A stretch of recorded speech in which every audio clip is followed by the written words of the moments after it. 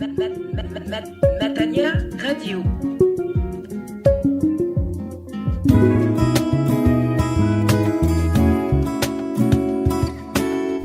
Auditeurs de Radio Matania, je vous salue dans le beau et précieux nom du Seigneur Jésus-Christ.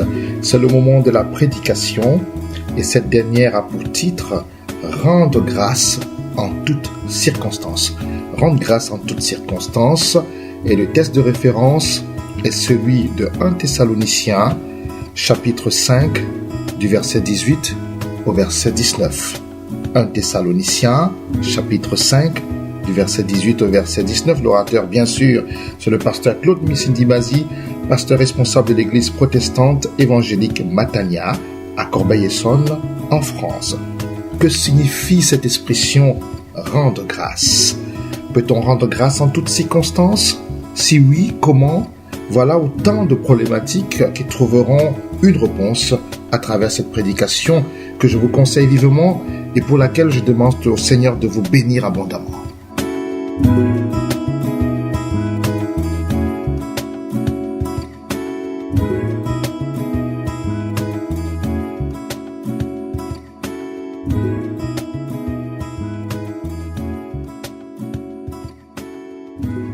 Thessaloniciens, chapitre 5, verset 18. Rendez grâce en toutes circonstances, car c'est la volonté de Dieu à votre égard, dans le Christ Jésus. N'éteignez pas l'esprit. Amen.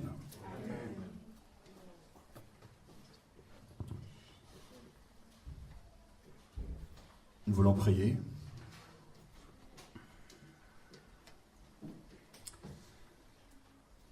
Notre Père, nous voici encore à l'écoute de ta voix.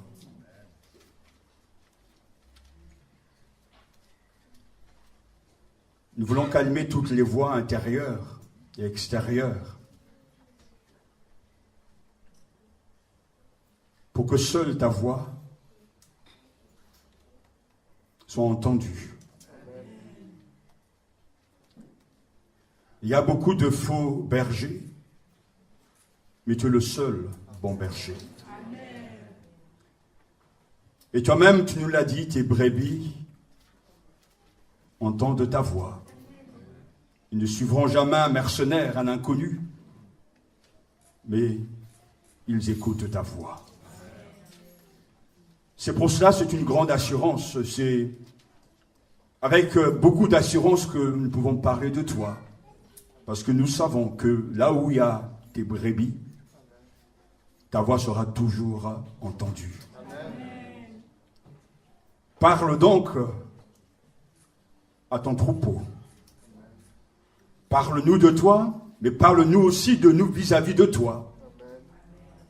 Et donne-nous de changer pour devenir meilleurs, supérieurs, et que notre stature soit réelle en Christ Jésus. Amen. Parle au Seigneur par ton esprit. Utilise ma bouche, utilise ta parole. Interpelle-nous au nom de Jésus. Nous croyons que tu nous entends et que tu nous exauces à cet instant même parce que nous te l'avons demandé. Nous l'avons fait au nom de Jésus. Celui à qui, Père, tu n'as jamais rien refusé. Que ton nom soit exalté, que ton règne vienne, et que ta volonté soit faite à cet instant même. Amen. Amen. Amen. Asseyez-vous.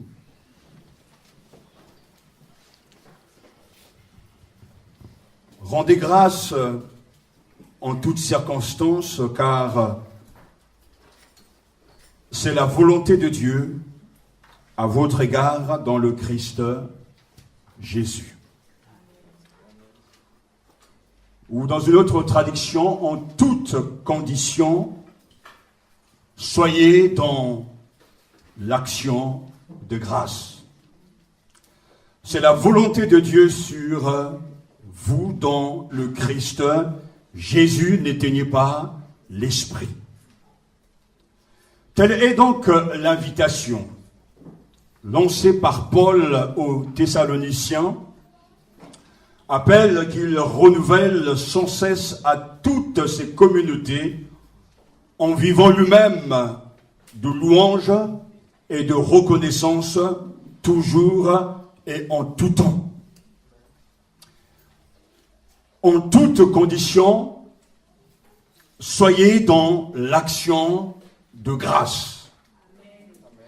Il s'adresse aux Thessaloniciens et nous savons que cette église est une église bénie. Dieu a envoyé Paul et ses collègues, ses collaborateurs à Thessalonique prêcher l'évangile. Et nous savons que l'évangile a eu une belle course dans cette ville, dans le cœur des Thessaloniciens.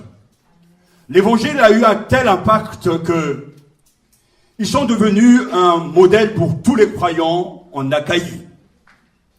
Et Paul est fier, heureux d'être le fondateur de cette église.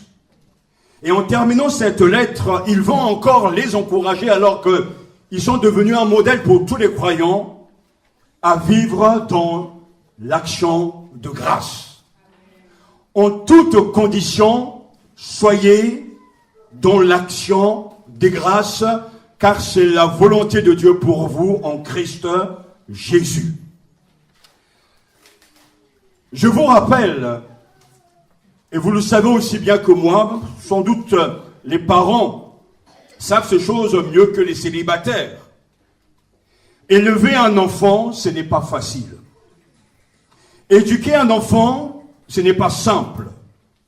L'enfant a son caractère, l'enfant a ses réflexes, et il faut beaucoup de mois, voire des années, pour éduquer un enfant. À maintes reprises, les parents répètent les mêmes choses. Lorsqu'on offre un morceau de pain à l'enfant, on s'entend dire « Je n'ai pas entendu les mots magiques entre parenthèses. Merci ». Et souvent, on doit y revenir à maintes reprises, à plusieurs reprises, pour que l'enfant apprend à dire « s'il te plaît » et « merci ». Donc, dire merci, ce n'est pas inné. Dire merci, c'est quelque chose qui doit s'apprendre. Et Dieu qui est notre Père doit aussi faire preuve de beaucoup de patience pour nous répéter et nous apprendre les mêmes choses. Il doit persévérer avec chacun d'entre nous pour nous apprendre à dire merci. Merci Seigneur. Rendre grâce au Seigneur en toutes circonstances. En toutes conditions, soyez dans l'action de grâce. Face au don de Dieu gratuit, surabondant, sans retour, l'action de grâce apparaît comme la réponse appropriée. La troisième mention de ce verset, en tout cas la troisième membre de ce verset nous dit que « Car c'est la volonté de Dieu pour vous en Christ Jésus ». Cela veut dire que lorsque je rends grâce au Seigneur en toutes circonstances, en toutes conditions, je suis en train d'accomplir la volonté de Dieu. Lorsque je suis dans ce mode de vie de gratitude, dans ce mode où la vie se manifeste par des actions de grâce, je suis en train d'accomplir de la volonté de mon Père qui est dans les cieux. Qu'est-ce qu'il y a de plus important? Qu'est-ce qu'il y a de plus urgent pour nous aujourd'hui que de faire la volonté du Père? Jésus lui-même l'a dit et l'a incarné. Il est descendu dans ce monde pour faire la volonté de celui qu'il avait envoyé. Il dira à ses disciples, ma nourriture est de faire la volonté de celui qui m'a envoyé et d'accomplir sa volonté. Jean chapitre 4, verset 34. Car je suis descendu du ciel pour faire non ma volonté, mais la volonté de celui qui m'a envoyé. Or, la volonté de celui qui m'a envoyé, c'est que je ne perde aucun de tous ceux qu'il m'a donnés, mais que je les ressuscite au dernier jour. La volonté de mon Père, c'est que quiconque voit le Fils et croit en lui ait la vie éternelle, et je le ressusciterai au dernier jour. Et Jésus a fait la volonté de son Père de A à Z. Toute sa vie était imprégnée du désir de faire la volonté de son Père.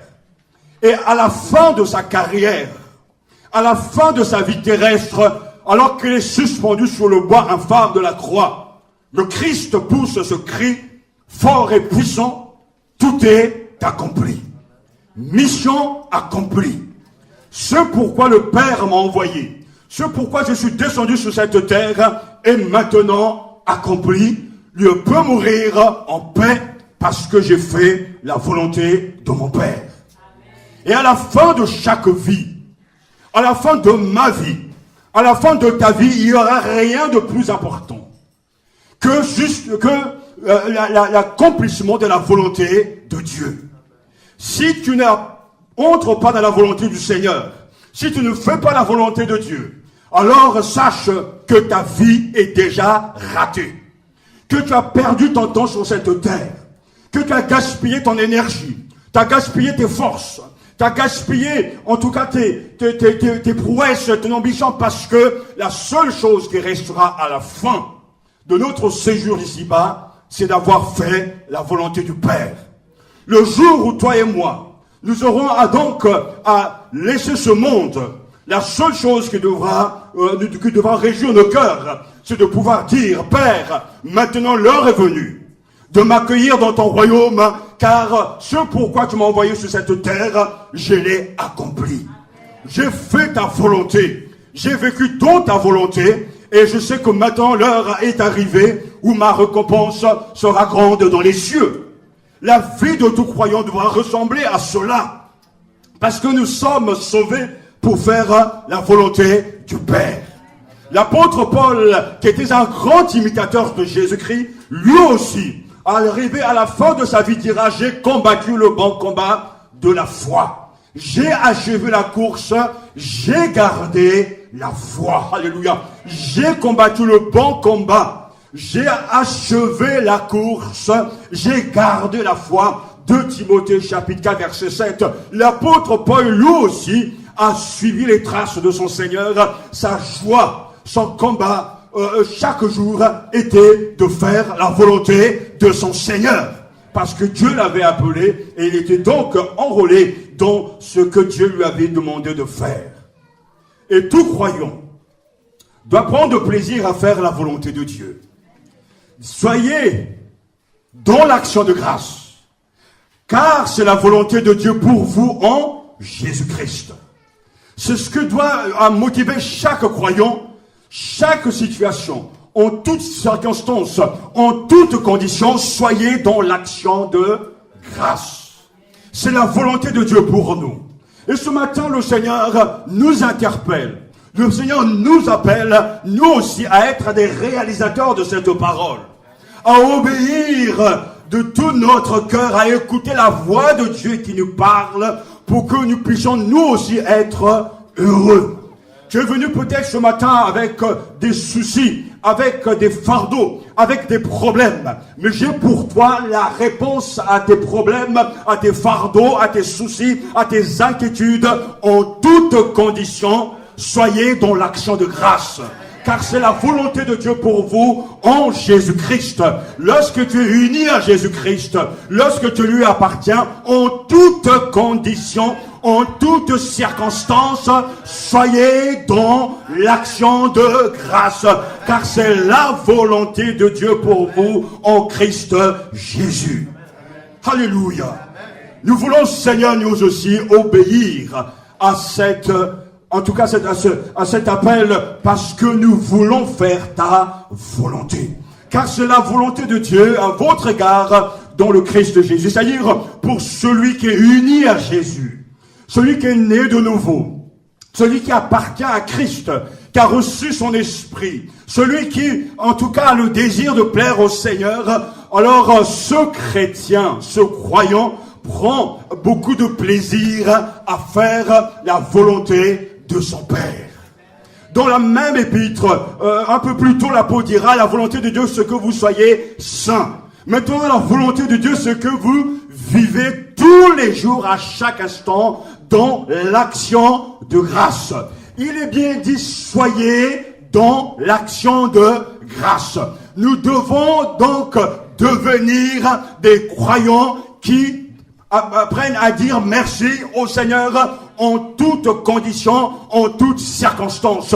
Là où tu es, tu souffres. Dis merci au Seigneur. Non pas pour ta souffrance, non, car Dieu n'est pas pour ces choses, mais parce que simplement Dieu est ton Seigneur, ton Créateur, et que même la maladie, même les souffrances ne sont pas plus importants que de répondre aux paroles du Seigneur qui t'invite en toutes conditions, rends grâce. Même qu'on ne comprend pas, même qu'on ne voit pas justement la manifestation de la gloire de Dieu, dit, mais en toutes conditions, en toutes circonstances, soyez dans l'action de grâce. C'est la volonté de Dieu sur vous dans le Christ Jésus.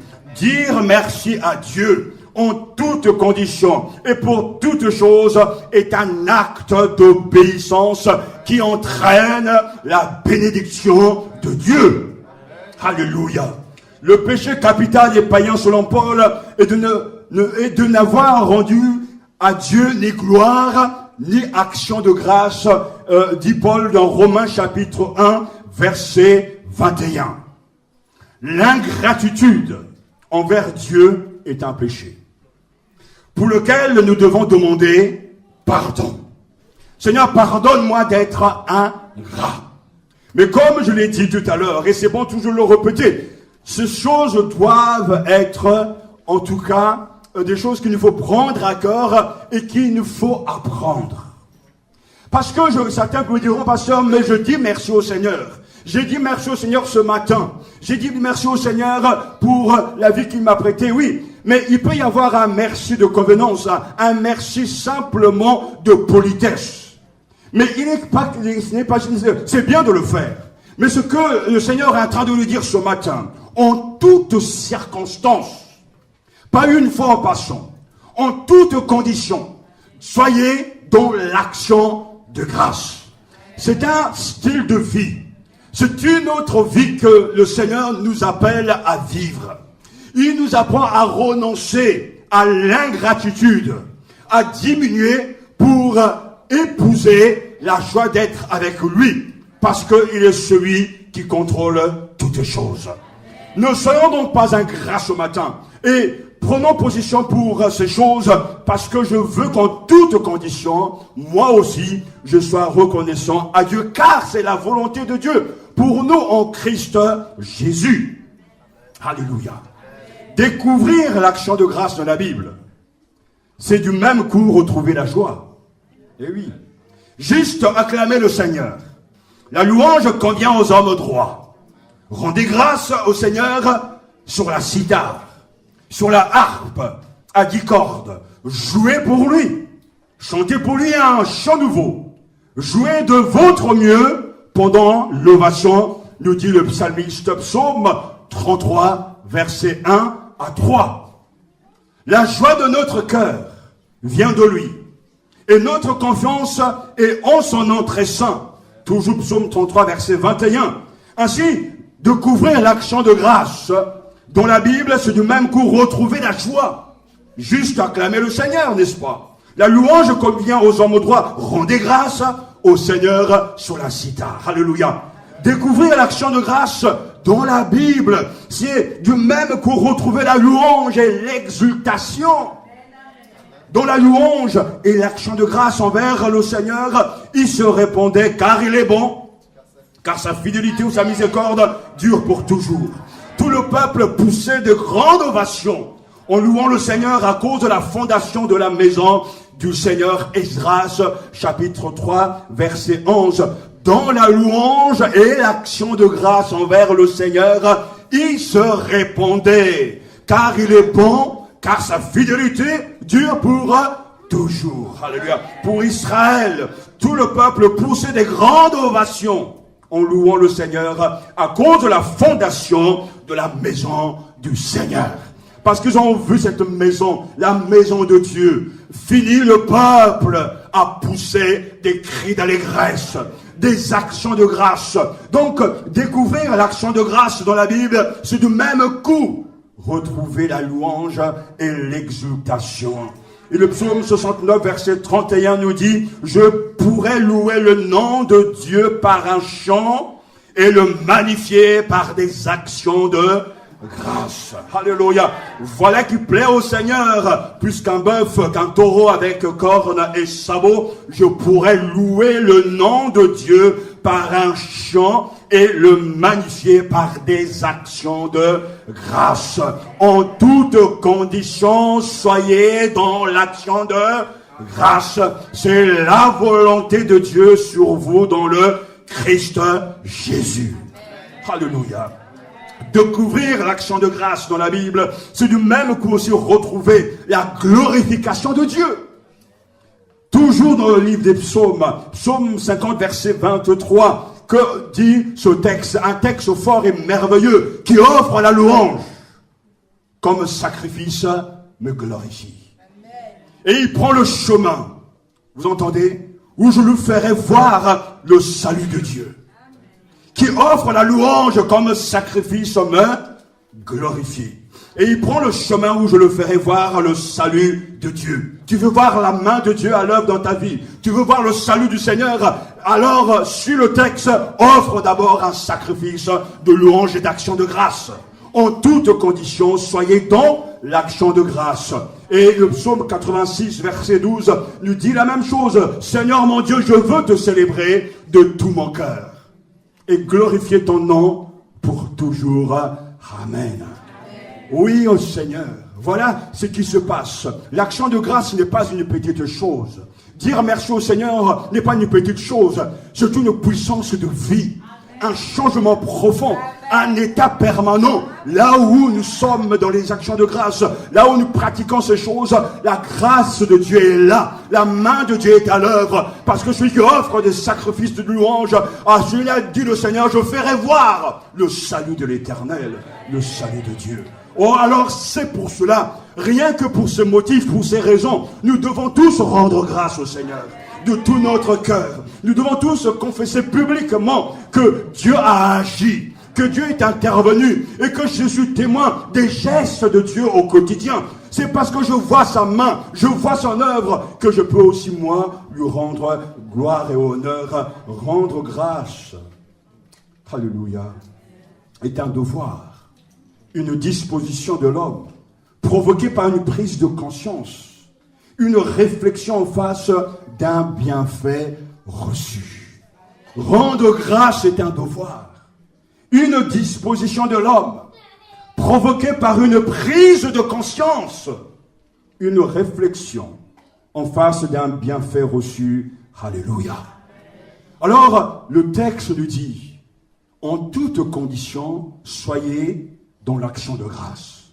Car telle est la volonté de Dieu pour vous en Christ Jésus. Pour que l'action de grâce soit sincère et vraie, il faut que Dieu touche nos cœurs et soit à l'œuvre dans nos vies.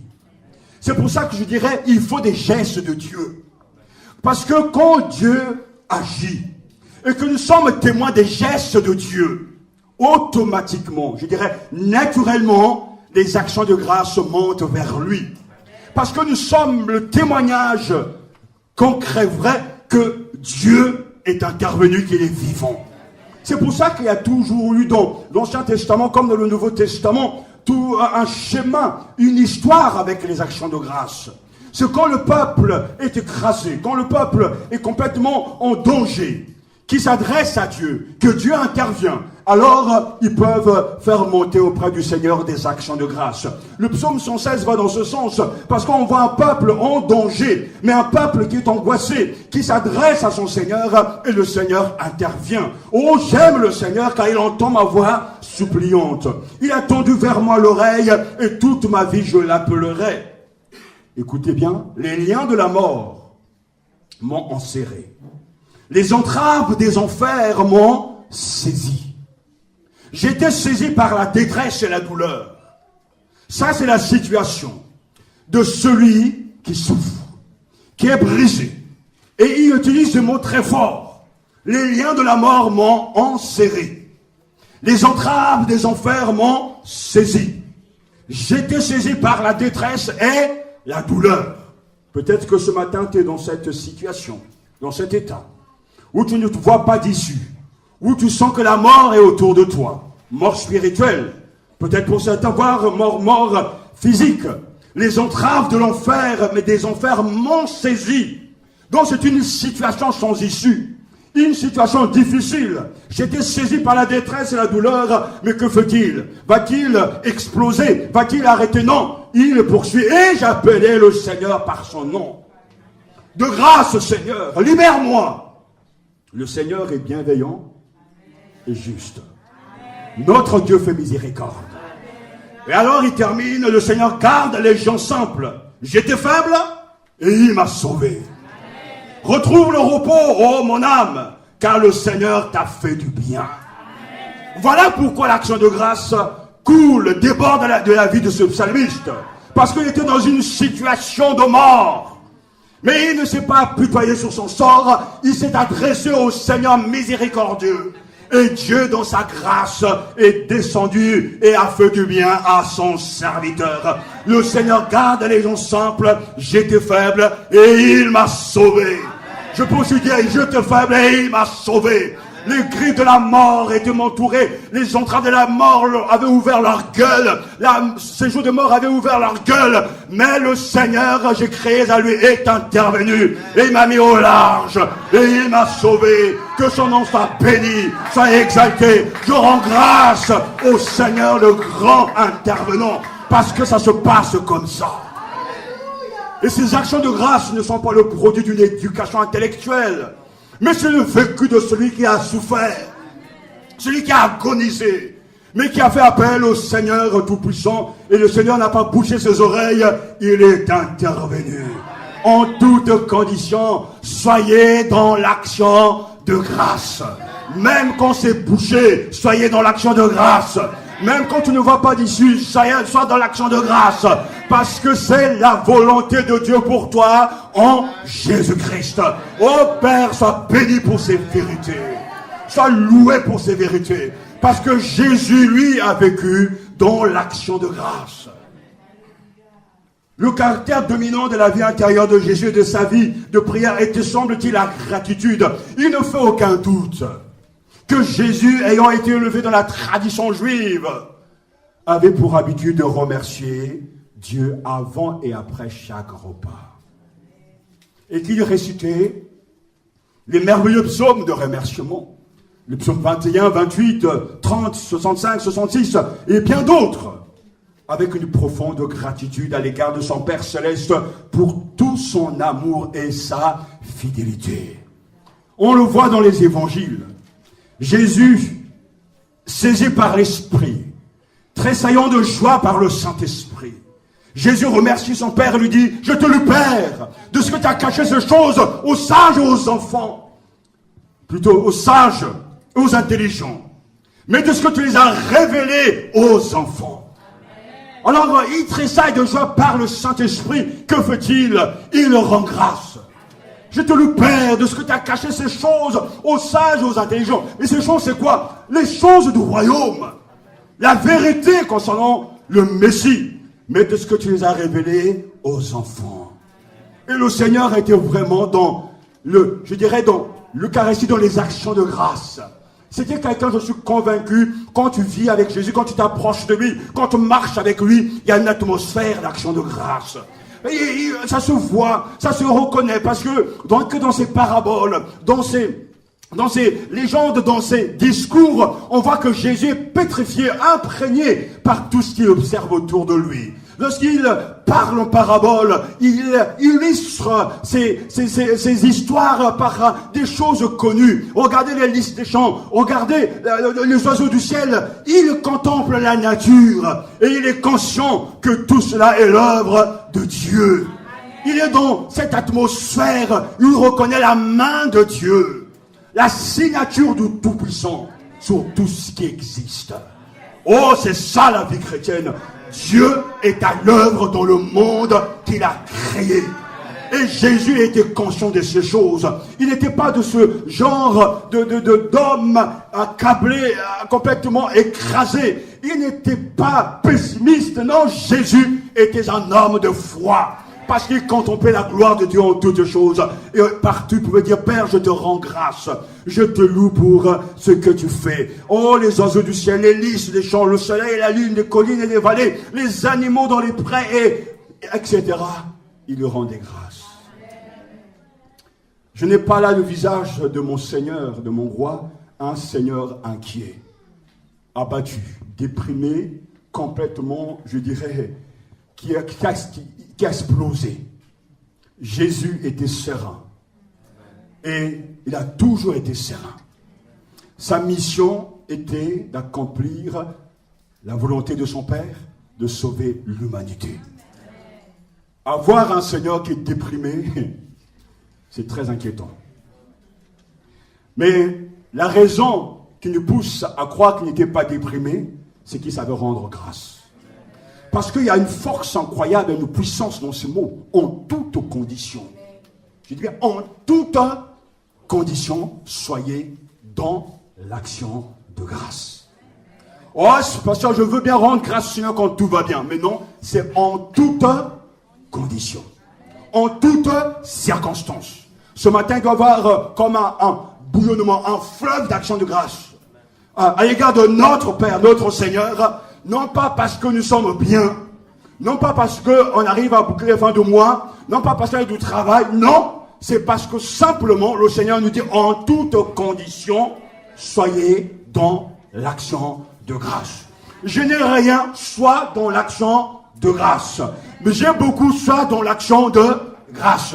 En apprenant cette grande leçon, on sera un chrétien équilibré.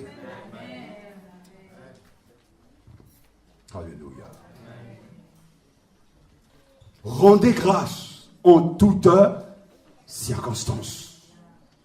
En hébreu biblique, le verbe qu'on traduit par rendre grâce ou remercier signifie avant tout d'abord reconnaître, confesser.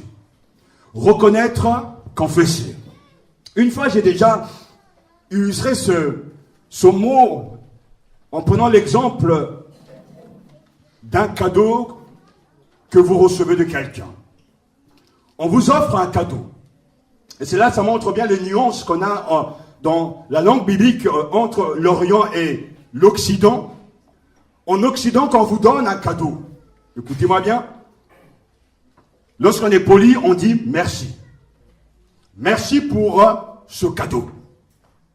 C'est tout à fait normal, c'est légitime, c'est ce qu'il faut faire. En Orient, ils ne sont pas là pour s'arrêter sur le cadeau, pour admirer le cadeau, pour se réjouir du cadeau reçu. Mais, par contre, en Orient, l'accent est porté sur ce donateur. Donc, tu reçois un cadeau, au lieu de dire merci pour ce cadeau, je te remercie pour ce cadeau, celui qui reçoit le cadeau va plutôt louer le donateur. Tu es formidable. Tu es beau. Tu es merveilleux. Je suis témoin de ce beau cadeau. En fait, écoutez-moi bien parce qu'il y a une grande nuance. Pour les Occidentaux, la manière même de dire merci est toujours centrée sur l'homme. Je te remercie pour ce cadeau. Je te remercie pour ce cadeau. Par contre, en Orient, tu es grand, tu es merveilleux, tu es quelqu'un de sympathique. On a déplacé le moi Pour celui qui reçoit le cadeau en Occident, c'est toujours moi, je te remercie. Ça m'a fait beaucoup de bien. J'étais vraiment, j'étais content. Une fois de plus encore moi.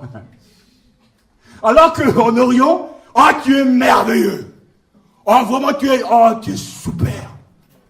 On sort encore du moi pour être totalement absorbé par l'autre. Et si nous comprenons ce que ça veut dire, quand on rend grâce au Seigneur, on sort de nous-mêmes. On ne se préoccupe pas de ce qu'on a reçu. On n'est pas là en train de compter nos cadeaux, en train d'ouvrir nos catalogues de cadeaux, ou bien et choisir ce qui est bien et mal. Non, non. Justement parce que Dieu est le tout autre, on est heureux de lui dire, tu es merveilleux, tu es grand, tu es beau, Seigneur. Et c'est ça les vraies actions de grâce. Non seulement on est libéré de nous-mêmes, mais on est focalisé sur lui. Et ça, c'est un bon médicament. Parce qu'on ne peut pas continuer à être recroquevillé sur soi-même, à retourner tout autour de soi, à faire justement cette vie qui tourne autour du moi. Je te rends grâce. Mais le jour où il n'y a pas de manifestation de bénédiction, on n'a plus de raison de rendre grâce au Seigneur, parce qu'on n'a pas compris que pour ceux qui sont en Orient, ce n'est pas le cadeau qui compte, mais quand il y a un cadeau, ce n'est qu'une occasion pour dire merci. Mais quand il n'y a pas de cadeau, on dit toujours merci. Ainsi, en toutes conditions, soyez dans l'action de grâce. Et vous trouverez ce croyant qui a bien compris cela, vivre dans cette atmosphère d'action de grâce. Mon frère, as-tu de quoi manger? Non, mon frère, je n'ai rien à la maison, mais je rends grâce à Dieu.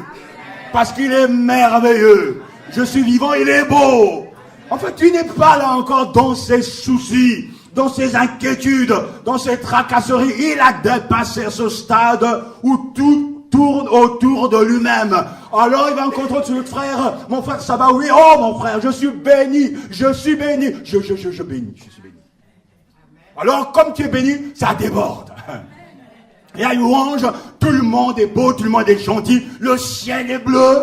Gloire à Dieu, le Seigneur est vivant. Mais dès qu'il y a un peu de nuages qui arrive, qui passe, le même croyant, tu le rencontres 3 semaines après. Mon frère, comment ça va? Oh frère, prie pour moi.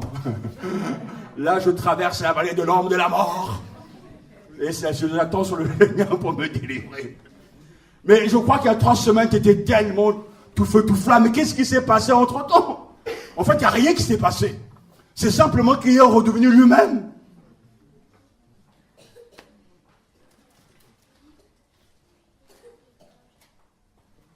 En toutes conditions, soyez dans l'action de grâce. Non, pas ça. Vous ne pouvez pas me dire ça. Je souffre trop. J'ai trop de problèmes. Je ne peux rien faire pour toi. Mais je te donne la réponse. En toutes circonstances, soyez dans l'action de grâce. Car c'est la volonté de Dieu pour vous en Jésus-Christ. Alléluia. C'est la volonté de Dieu pour vous dans le Christ Jésus. Sois conscient des gestes de Dieu à ton égard. Sois conscient de ces gestes précis de Dieu à ton égard. Parce que oui, l'action de grâce est un témoignage de reconnaissance rendue à Dieu. Parce qu'il y a beaucoup de fois où le Seigneur nous a délivrés. Beaucoup de fois où il nous a relevés de nos peines, de nos chagrins. À maintes reprises, Dieu a tendu la main. Nous devons être des croyants reconnaissants à vie. À vie. Marcher dans la reconnaissance et on soit un mode de vie, un style de vie, un comportement habituel. La gratitude est la plus grande qualité du disciple de Jésus-Christ qui vit dans la confiance. Et Seigneur, oui Seigneur, je te rends grâce. Je ne comprends pas tout. Je ne sais pas comment je vais m'en sortir. Je ne sais même pas comment je vais gérer ce dossier, cette situation. Mais j'ai décidé d'obéir à ta parole. En toutes conditions, je te dis merci. Je te dis merci.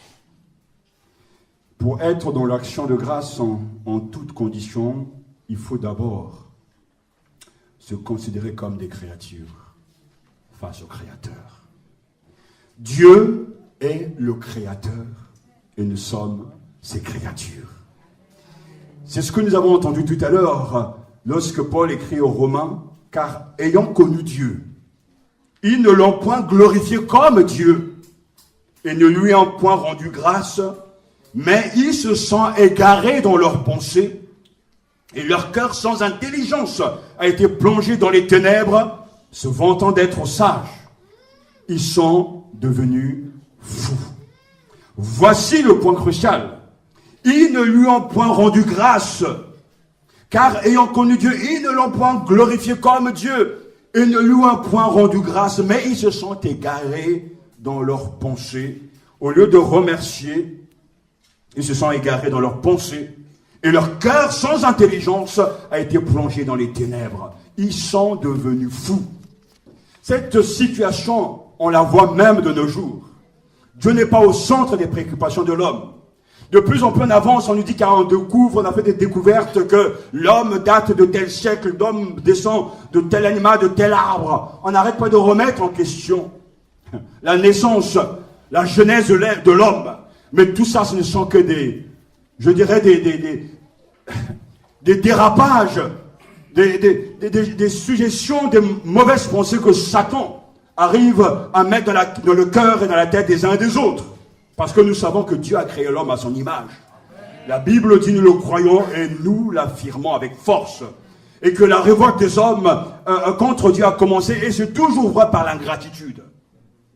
Dès le commencement, nos parents étaient déjà ingrats. Et tout à l'heure, je vous disais qu'il est difficile pour des parents d'éduquer souvent les enfants. Parce que les enfants sont des fois ingrats. Et Dieu, dans le jardin d'Éden, lorsqu'il a créé l'homme et la femme, il a dit, je vous donne tout, mais surtout, ne touchez pas aux fruits de cet arbre. Cet arbre défendu, mais pourtant, à cause justement de leur rébellion, c'est l'ingratitude de ne pas reconnaître que Dieu nous donne des ordres et que nous devons nous soumettre. Alors, Adam et Ève ont fait ce qu'il ne fallait pas faire, et cela montre bien que l'ingratitude, dès le départ, existait toujours. Mais si nous voulons vaincre l'ingratitude, nous devons prendre notre place par rapport à Dieu. Il est le Créateur et nous sommes ses créatures. Tu m'as créé, je t'appartiens et c'est toi qui décides de ma vie.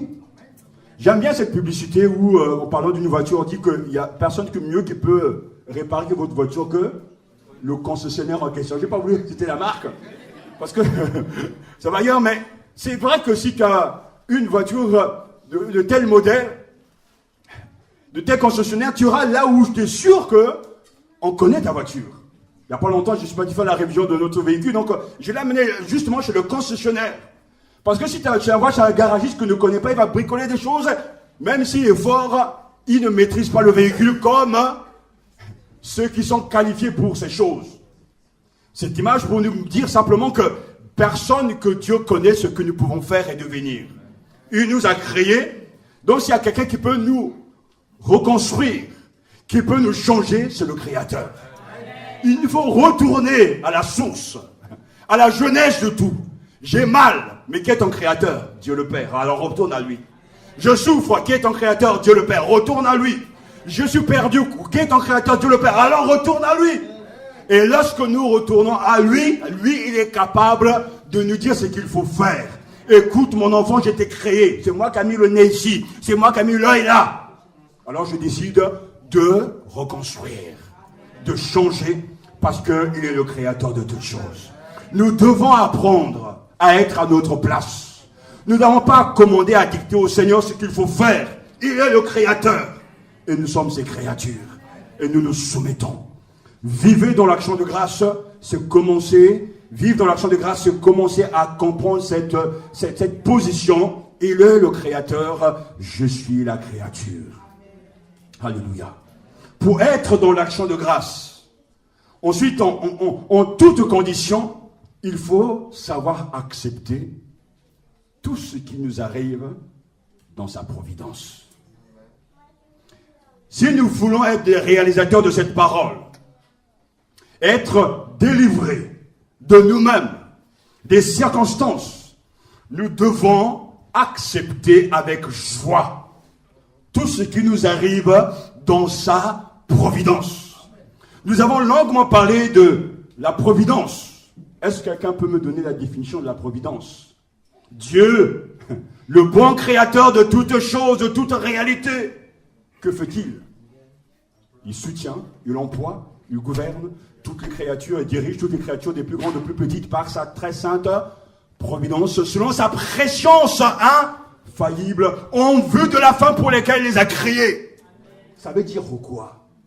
Que Dieu est souverain sur toutes choses, qu'il est souverain sur la créature, il est souverain sur la nature, il est souverain sur les circonstances, il est le grand architecte sage qui emploie, qui gouverne, qui utilise tout pour sa propre gloire, selon sa providence, selon sa sainte volonté, en vue de la fin pour laquelle il les a créés. C'est-à-dire que Dieu ne fait rien par hasard. Il a un objectif, et cet objectif sera toujours atteint parce qu'il veille sur toutes choses. Il est le Seigneur de l'histoire. Quand il appelle Abraham, il a un objectif et Dieu ira jusqu'au bout avec lui. Quand Abraham traverse des moments difficiles, des circonstances pénibles, il n'a pas à paniquer parce qu'il est conduit par un Dieu souverain. Et que la providence divine orchestre tout. Je dis bien orchestre tout. Les difficultés, les amis, les biens comme les mauvais, de bonnes choses, tout est orchestré par le Seigneur dans le but que le nom de Dieu soit glorifié. Quand la providence agit dans la vie de Joseph, il est vendu par ses frères, mais tout cela est orchestré par le Maître souverain qui dirige les circonstances, qui ouvre les portes et qui ferme des portes. Tout cela en vue de la fin pour laquelle il les a créés. Et Dieu a glorifié son nom. Joseph est devenu gouverneur. Et le peuple de Dieu a été sauvé. Grâce, merci Seigneur, béni sois-tu. Parce que les frères de Joseph étaient méchants. Ils ont vendu leur frère. Merci pour cette méchanceté. Je ne sais pas si vous avez compris la providence. Parce que derrière même cette méchanceté, Dieu était en train d'orchestrer les événements. S'ils étaient trop gentils, on n'aura pas eu Joseph vendu. Et qu'il se trouve en Égypte, etc. Et qu'il se trouve après chez... avec tous ces grands. Mais tout ça a été orchestré par Dieu. La providence de Dieu est à l'œuvre partout. On voit Pharaon qui est tellement en colère, qui veut tuer Moïse. Mais la maman de Moïse va livrer, offrir son enfant à l'eau, à la mer, et sera recueilli dans la maison de la fille de Pharaon. Et quand il sera question de allaiter l'enfant, de nourrir l'enfant, c'est à propre moment de Moïse qui va le faire sans savoir que cet enfant, c'est son enfant. Il est grand le gars là-haut. La providence. Moïse va grandir chez les grands, intelligent, instruit, mais il n'est pas des leurs, mais il est avec eux. Donc il connaît toutes les techniques de combat, etc. Il connaît tout. Et si quelqu'un doit détruire les Juifs, il n'y a que lui qui soit capable parce qu'il connaît les méthodes. Il a grandi avec eux, aimé par le Pharaon. Et quand l'ordre de Dieu arrive, il dit, Moïse, tu n'es pas un Égyptien, toi. Tu es un Juif. L'heure est venue, va sur la montagne, tu vas entendre la voix. Et tout commence. La providence de Dieu. Dieu dispose de toutes choses. Il coordonne les événements parce qu'il a un objectif. Si tu veux vraiment vivre cette réalité, en toutes conditions, soyez dans les actions de grâce, il faut accepter tout ce qui nous arrive, tout ce qui t'arrive dans sa providence. Cela veut dire que ta vie doit d'abord appartenir au Seigneur à 100%. Tu vas être un enfant de Dieu, né de Dieu, rempli de l'Esprit, et quand les événements vont arriver, de toutes choses, c'est ce que Dieu enverra. Nous lisons cela dans Éphésiens, que la débauche n'ait aucune impureté, ni la cupidité, ne soit pas même nommée parmi vous, ainsi qu'il convient à des saints, qu'on n'entende ni parole grossière. Est-ce que tu dis de gros mots, toi? Les enfants qui sont ici, est-ce que vous dites des gros mots? Vous ne devez pas dire des gros mots. D'accord?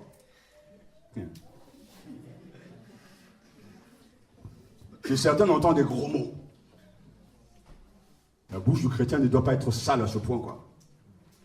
ne soit pas même nommé parmi vous, qui convient à des saints, ni aucune impureté, ni cupidité, ni débauche, qu'on n'entende ni paroles grossières, ni propos insensés ou équivoques, choses qui sont contraires à la bienséance. Qu'on entende plutôt quoi? Des actions de grâce. Alléluia. Des actions de grâce. Donc, Ephésiens chapitre 5, verset 3 à 4. Qu'on entende plutôt des actions de grâce. Ainsi, les actions de grâce sont suivies en contraste avec tous les vices que des actions de grâce. Alléluia. Rendez continuellement grâce à Dieu, le Père, pour toutes choses, au nom de notre Seigneur Jésus-Christ. Et il écrit dans Ephésiens chapitre 5, verset 20. Rendez continuellement grâce à Dieu, le Père, pour toutes choses, au nom de notre Seigneur Jésus-Christ. Si je suis un vrai chrétien, toutes choses concourent à mon bien. Non pas toutes choses, sauf le chagrin, sauf la maladie, sauf le manque d'argent, sauf le manque de mari, sauf le manque d'enfants, sauf le manque d'épouse, etc. Sauf le manque de ce que tu veux. Toutes choses concourent au bien de ceux qui aiment Dieu. Le toutes choses de Romains 8, 28 englobe réellement tout. Alors là, nous entendons Paul dire aux Thessaloniciens justement, en toutes conditions, soyez dans l'action de grâce. Et il dit aux Romains, toutes choses concourent au travail, au bien de ceux qui aiment Dieu. Toutes choses, c'est toute chose. Alléluia. Donc il s'agit de remercier Dieu pour toutes choses, telle est la norme divine. Et aux Philippiens, le même apôtre que vous voyez, il vivait dans cette atmosphère, il pratiquait cette parole. Il écrit, ne vous inquiétez de rien. Mais en toute chose, qu'est-ce qu'il faut faire? Faites connaître vos besoins à Dieu. Comment? Par des prières. Ensuite, par des supplications avec des actions de grâce. Mais j'attire votre attention sur le mot avec, c'est-à-dire assaisonner. Ah, c'est bon quand ça assaisonner. Il faut bien mettre des ingrédients dedans. Donc, il y a des besoins, ça tout le monde est d'accord, on a des besoins. Mais il ne s'agit pas de reconnaître ces besoins, il faut donc les dire au Seigneur par le moyen, la prière et des supplications. Parce que la prière de demande ne suffit pas de fois, il faut supplier. Et moi-même, je rencontre souvent ce problème avec le Seigneur. Mais pourquoi faut-il te supplier pour des choses même que toi, tu veux donner qui sont légitimes? Je ne te demande même pas que tu me donnes une grande maison ou bien, je ne sais pas, un avion. Je te demande simplement un réveil, que tu sauves des âmes. Même là, je dois te supplier. Et le Seigneur dit, mais oui, tu dois me supplier. Parce que je veux t'entendre. Et pour d'autres raisons que je ne peux pas expliquer ici, Dieu veut que nous puissions répéter, prier sans cesse. Jusqu'à ce que le temps de Dieu soit accompli. Mais quand nous prions, quand nous supplions le Seigneur, on doit le faire avec des actions de grâce. Donc en fait, dans la vie de tous les jours, le croyant, lorsqu'il va avoir ce moment personnel, ce temps de culte, ce temps où il est seul avec Dieu, il doit rendre grâce à Dieu d'abord. Il doit ouvrir son catalogue de bénédictions et reconnaître toutes ces bénédictions que Dieu lui a accordées et savoir dire merci. Et quand tu es en train de rendre grâce, tu es bien conscient que ce n'est pas la joie liée au cadeau que Dieu t'a donné qui doit te motiver à rendre grâce, non. Mais parce que Dieu, qui est le donateur parfait, a été vraiment généreux à ton égard. En toutes conditions, soyez dans l'action de grâce. Ne vous laissez pas dominer par aucun souci, par aucune inquiétude, mais par vos prières, vos supplications. Faites connaître à Dieu vos requêtes, sans oublier les actions de grâce. Étant enracinés, fondés en lui et affermis par la foi d'après les instructions qui vous ont été données et abondés en actions de grâce. Colossiens chapitre 2 verset 7, il dit bien, étant enracinés et fondés en lui et affermis par la foi d'après les instructions qui vous ont été données et abondés en actions de grâce. Alléluia. C'est l'action finale ici. Là encore, ce sont des actions de grâce. Alors, quand vous avez une batterie de références, autant de références qui nous parlent des actions de grâce, c'est que c'est vraiment important. Dans toutes les lettres, l'apôtre Paul va rendre grâce au Seigneur. Peut-être pas dans une seule épître, mais à chaque fois, il rend grâce à Dieu. Il bénit Dieu pour son travail. Il rend grâce à Dieu pour la marche des croyants, pour le sérieux des uns et des autres. Et à chaque fois, c'est toujours des actions de grâce et il prie pour eux. Et que la paix de Christ à laquelle vous avez été appelés pour former un seul corps règne dans vos cœurs et soyez reconnaissants. Lui dit-il dans Colossiens chapitre 3, verset 15, persévérez dans la prière, veillez-y avec action de grâce. Colossiens chapitre 4, verset 2. Et on revient donc à notre texte de ce matin. Rendez grâce en toutes choses, car ça, c'est à votre égard la volonté de Dieu en Jésus-Christ. Et alléluia, et n'éteignez pas l'esprit. Nous devons accepter les choses de Dieu. Quelquefois, on peut être très déçu et découragé parce qu'on veut donner du bonheur aux gens, mais n'arrive pas à le comprendre. Parce que je peux vous dire que on peut tout essayer dans la vie.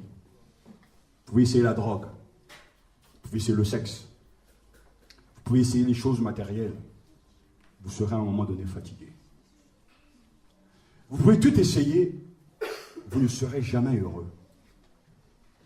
Parce que, comme nous l'avons entendu, si on veut pratiquer cette parole, en toutes conditions, soyez dans l'action de grâce, il faut d'abord reconnaître que Dieu est notre Créateur et qu'il nous connaît vraiment. Notre bonheur dépend de lui.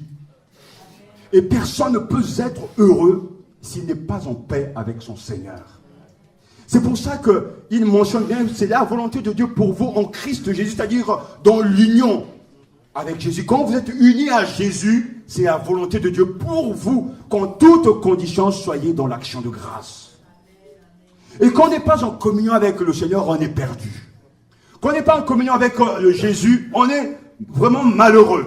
Mais la chose la plus tragique que je vois dans notre société et que je vois dans les églises, il y a des gens qui ne sont même pas conscients qu'ils sont vraiment malheureux. C'est terrible, une maladie qui est en train qui pousse ça et là comme des champignons. Mais en fait, ça, partout les gens sont archi malheureux. Les preuves sont là. Mais ils ne veulent pas reconnaître qu'ils sont malheureux. Il n'y a jamais eu autant de suicides. Il n'y a jamais eu autant de vols.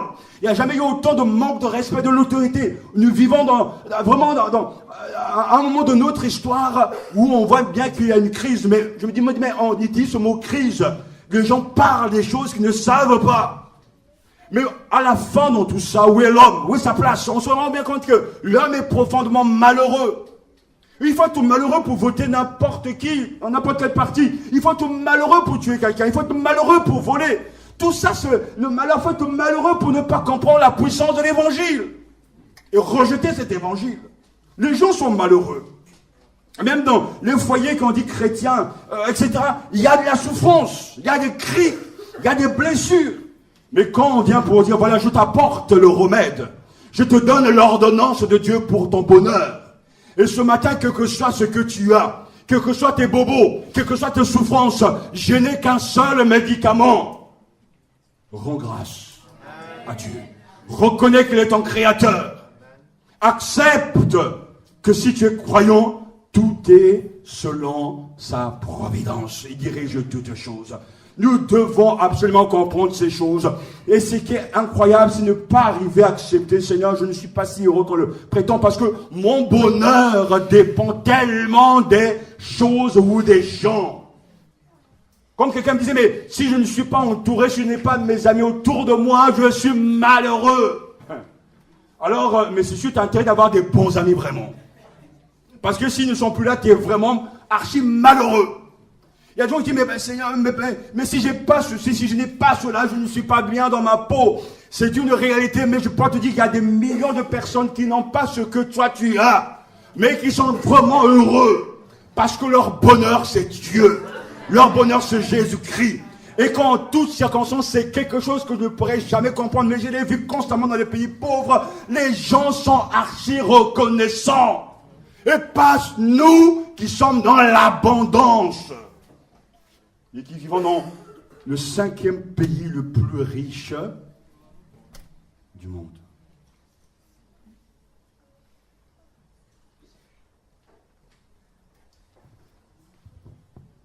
Pourquoi ça se passe comme ça? Mais parce que celui qui n'a rien, qui vit dans ces pays, soi-disant du tiers-monde, il a la pauvreté, son bonheur ne dépend plus des choses, puisqu'il n'a rien de toute façon. Il va chercher quelque chose dans quoi? La seule chose qui lui reste, peut-être, c'est la grâce que Dieu lui donne de cultiver un champ et puis de s'aimer des cacahuètes, des légumes, et puis il se contente de ça, il se rend grâce. Et moi, je me souviens, parce que c'est quelque chose il y a des choses qui vous marquent à vie. Parce que même qu'on n'a pas grand-chose, je me souviens de mon grand-père, alors qu'on allait les voir dans notre village, il y avait quelques plats de légumes là, à table, mais il se mettait à genoux pour rendre grâce à Dieu. Il se mettait vraiment à genoux par terre, rendre grâce. Seigneur, je te rends grâce pour la nourriture que tu nous donnes. Mais c'est quelques salades, c'est quelques légumes, mais il rendait grâce de tout son cœur. Aujourd'hui, nous, on est fatigués par le choix qu'on a, entre guillemets, fatigués. On ne sait plus quel poulet manger, vous savez, hein, ces choses. Hein. Donc, en fait, il y a un embarras du choix, mais on est devenu tellement ingrat. Même, on est tellement pressé de manger qu'on ne sait même plus dire merci. Ça passe vite. J'oublie de rendre grâce. On n'est pas conscient de la réalité. Vous savez, c'est une maladie qu'on rencontre aujourd'hui. On n'est pas conscient de ce qui se passe. J'entendais ce jeune à la télévision en train de s'adresser au président. Mais réveille-toi, réveillez-vous, disait ce jeune, par rapport à la situation que chacun les uns et les autres connaissent exactement. Réveillez-vous. C'est-à-dire, on peut le dire à l'église, mais réveille-toi. Tu ne te rends pas compte des privilèges que tu as. Tu es venu ce matin, tu entends que Jésus existe. Tu es venu, tu entends que l'évangile. Alors que Satan n'a pas ce privilège-là. Rends grâce au Seigneur. Oui, il faut prêter attention à tout ce qui nous entoure. Si tu veux pratiquer ces choses, reconnais que Dieu est ton créateur. Reconnais sa main paternelle qui dirige toutes choses. Mais il faut aussi faire attention à tout ce qui se passe autour de toi. Je vous encourage à vous comparer aux autres. Parce que si tu regardes les autres, mais qu'est-ce qu'ils ont vraiment par rapport à moi? Oh, mais, parce que, mais moi aussi j'ai des problèmes, j'ai pas de papier, j'ai pas de travail, etc. Non. La dernière fois, à la télévision, on montrait des images de ces enfants qui sont sous-alimentés. On était devant la télévision avec mon épouse. Je n'ai pas regardé ces images. Je ne voulais pas la regarder parce que ça allait me gâcher ma journée. Mais par contre, même en pleurant, on a pleuré, mon épouse, moi, c'est dit que j'ai rendu grâce à Dieu parce que cette situation-là, nous, on ne la connaît pas. On a le privilège, même dans ce pays, qu'on est malade, qu'on n'a pas les papiers, on peut se faire soigner. Il y a des associations même pour aider ceux qui n'ont pas de nourriture.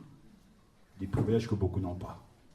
Donc, quand je dis fais attention à tout ce qu'il y a autour de toi, à un moment donné, quand tu feras attention à ce que tu as, et à ce que tu as autour de toi, tu ne peux pas être en grâce, impossible. Tu seras toujours dans la reconnaissance. Dans l'église, quand tu regardes même ce qu'on te donne, je parlais avec un autre frère tout à l'heure, genre, on parlait de ce qui se passe au pays, mais quand on sait on se prêche dans les églises, et c'est bien de voyager pour se rendre compte de ce qui se passe ailleurs. Quand on entend ce que les gens disent, la manière que certains prédicateurs utilisent la Bible pour leur propre fin, ils n'ont pas l'esprit de renoncement, et on dit tout et n'importe quoi, l'évangile de prospérité à la mode. Et que dans plusieurs églises que le frère a visitées, il a peut-être trouvé qu'une seule église équilibrée. Et je sais de quoi il parle. Mais regardez-vous ce que vous entendez. Vous avez des études bibliques. Vous avez un pasteur enseignant. Mais rendez grâce. Vous ne pouvez pas être en grâce, ce n'est pas possible. À moins de ne pas être conscient de ce que vous avez. Et ça, c'est une maladie terrible.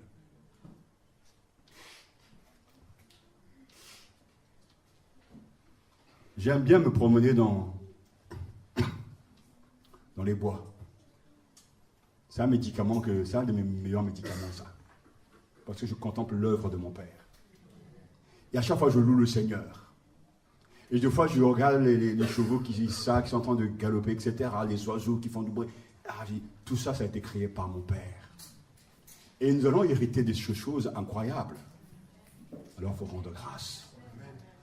Tout à l'heure, tu seras à table, rends grâce. Et si tu n'as pas grand-chose, rends toujours grâce. Parce que Dieu se souvient toujours de toi. Soyez conscients des merveilles de Dieu. Et c'est ça le vrai motif d'action de grâce. En toutes conditions, soyez dans l'action de grâce. Et vivre dans cette vérité. Soyez dans l'action de grâce. Tout à l'heure, je t'ai entendu ce portable qui sonne. Jadis, ça ne sonnait pas. Il fallait sortir, aller dans une cabine, encore dans le magasin, composer, mettre des pièces avant d'appeler quelqu'un. Maintenant, là où tu es, on peut te joindre. Merci Seigneur pour la technologie, l'évolution. Nous rendons grâce. Parce qu'il y a des gens qui ont été sauvés grâce à leur portable. Ils étaient en famille quelque part, ils ont utilisé le portable. Ils ont été sauvés. Comme quoi il y a des bonnes choses partout. Il faut savoir les utiliser. Nous devons être reconnaissants. Et quand nous sommes nous aussi reconnaissants, et que nous vivons dans cette réalité, on va contaminer les autres. On va contaminer les autres. Parce que la source de la joie est la reconnaissance. Ce n'est pas parce qu'on est joyeux qu'on éprouve de la reconnaissance. C'est parce qu'on est reconnaissant que l'on devient joyeux. Amen. C'est parce qu'on est reconnaissant que l'on devient joyeux. Parce que sinon notre joie dépend des choses, des gens, des circonstances. Et même moi, en tant que pasteur, j'ai compris que ma joie ne peut pas dépendre de l'église. Parce que je me dis, oh Seigneur, je suis dans la joie parce qu'il y a une église, les gens sont là, ils sont nombreux. Alors ma joie dépend d'eux. Le jour où ils ne sont pas là, et ça arrive souvent, je suis déprimé. Mais ma joie dépend d'abord de lui, de sa volonté. Et sa volonté, c'est que je prêche l'évangile. Et sa volonté qu'il me garde jusqu'à la fin de ma course. Alléluia. Frères et sœurs, que Dieu nous délivre ce matin de ces habitudes, de ces réflexes innés, l'ingratitude. Nous devons nous rappeler que nos péchés ont été pardonnés par le sang versé par Jésus. Nous avons reçu une invitation gratuite à participer aux noces de l'agneau et à boire un vin nouveau dans le royaume de Dieu pour l'éternité. Jésus l'a promis, vous mangerez et boirez à ma table dans mon royaume. Nous devons dire merci à Dieu, c'est admettre que toute chose est sous son contrôle. Nous devons apprendre à être reconnaissants tout le temps. Merci au Seigneur, merci Seigneur, car il est bon et son amour n'a pas de fin. Le contraire de la gratitude est bien évidemment l'ingratitude, et c'est un péché. Mais par contre, celui qui veut faire la volonté du Père, c'est très clair pour les uns et les autres, en toutes conditions, soyez dans les actions de grâce. Reconnaissons, confessons, n'hésitons pas à proclamer que Dieu fait les merveilles dont je suis le témoin. Et j'aimerais simplement vous laisser ces quelques réponses, parce que faut-il faire? Il faudra avoir dans sa tête, avoir dans son cœur ce catalogue de toutes ces bénédictions, savoir dire merci déjà pour les acquis, pour la vie, pour le travail si tu as du travail, pour la maison. Rendre grâce au Seigneur pour la santé si tu es en bonne santé. Rendre grâce au Seigneur pour déjà ses acquis. Et au fur et à mesure que tu seras déjà fidèle à être reconnaissant pour ces choses qu'il t'a déjà accordées, tu sauras voir venir ce qu'il te donne au quotidien. Les dons que Dieu nous accorde sont là. Alléluia. Encore tout ce que Dieu a créé est bon. Et rien n'est à rejeter pourvu qu'on le prenne avec action de grâce. 1 Timothée chapitre 4, versets 3 à 4. Nous devons rendre grâce à Dieu pour sa présence. Nous te louons, ô Dieu, nous te louons. Nous proclamons qui tu es. Nous racontons tes merveilles. Et moi, je ne cesserai pas de célébrer par mes chants le Dieu de Jacob et d'annoncer ce qu'il a dit. Psaume 75, versets 2 et 10. Nous devons rendre grâce à Dieu pour le salut. Mais grâce à Dieu, après avoir été esclaves du péché, vous avez obéi de cœur au modèle d'enseignement auquel vous avez été conviés. Romains chapitre 6, verset 17. Nous devons rendre grâce au Seigneur pour la victoire, sa victoire sur la mort. Mort, où est ta victoire? Mort, où est ton aiguillon? L'aiguillon de la mort, c'est le péché, et la puissance du péché, c'est la loi. Mais grâce soit rendue à Dieu, qui nous donne la victoire par notre Seigneur Jésus-Christ. 1 Corinthiens chapitre 15. Nous devons rendre grâce au Seigneur pour la victoire dans nos combats. Grâce soit rendue à Dieu qui nous entraîne toujours dans son triomphe, dans le Christ, et qui par nous répand en tout lieu l'odeur de sa connaissance. Alléluia. 2 Corinthiens chapitre 2, verset 14. Et enfin, nous devons rendre grâce à Dieu.